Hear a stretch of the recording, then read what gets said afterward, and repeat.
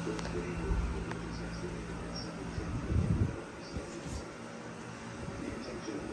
signal tone may be heard playing on all statewide outdoor warning sirens for public safety.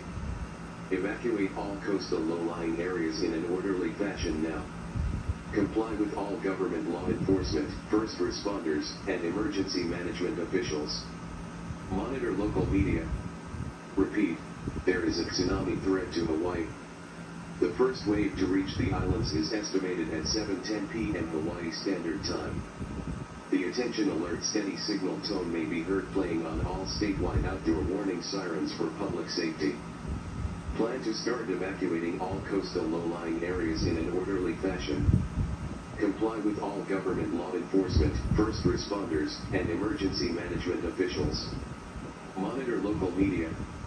Sent by the Hawaii Emergency Management Agency.